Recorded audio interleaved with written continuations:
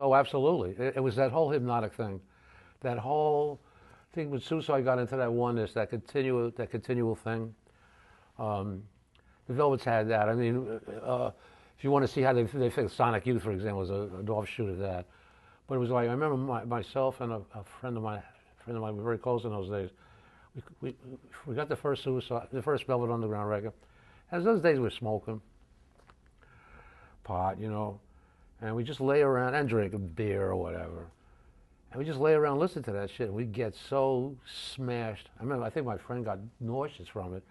But a good nauseous is that whole droning thing, that Warholian thing. It had the balloons in those days. I remember those balloon things, the helium balloons, and the whole factory with the girls with the filming, and the whole oneness things. The Joe D'Alessandro and all those filmed the guy sleeping for 48 years or whatever. The whole everybody's famous for 15 minutes thing, that whole thing. And yes, it did. I know Lou was there all the time, man. So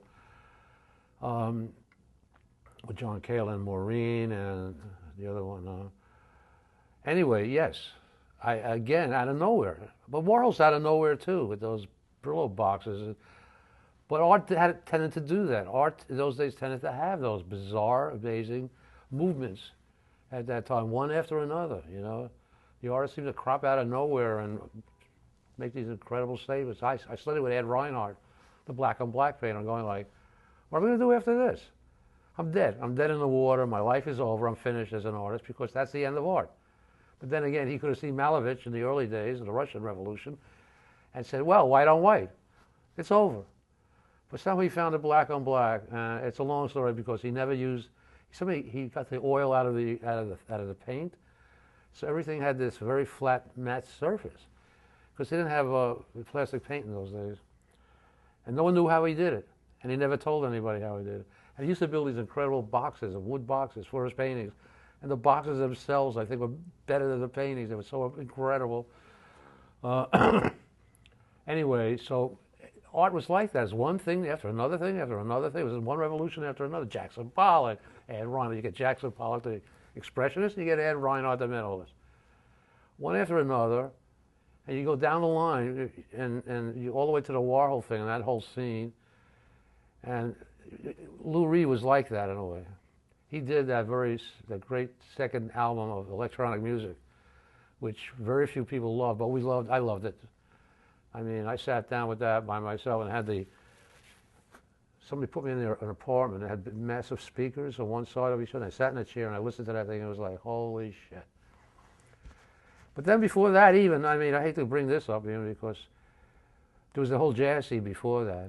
There was John Coltrane and all those guys. I remember the first time I heard The Father, Son, and the Holy Ghost by Train, and I was just talking about the trumpet player was playing with, I forget his name now. He was a young kid then, but he turned into an African thing.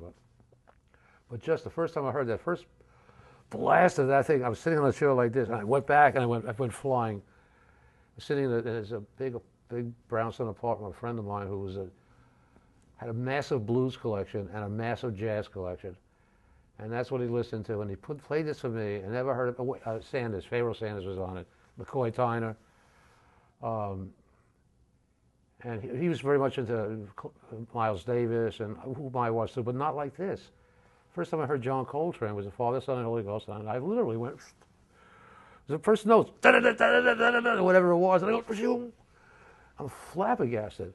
So that tonal thing, and a lot of that jazz, even Miles tried to get that way, and was part of that whole scenario. If you can't forget that whole 50s, 60s scene of this jazz, which was having its thing from bebop on, from Billie Holiday to Dizzy Gillespie to who's like a Bird, Charlie Parker. That whole from Satchmo all the way the way it was with art.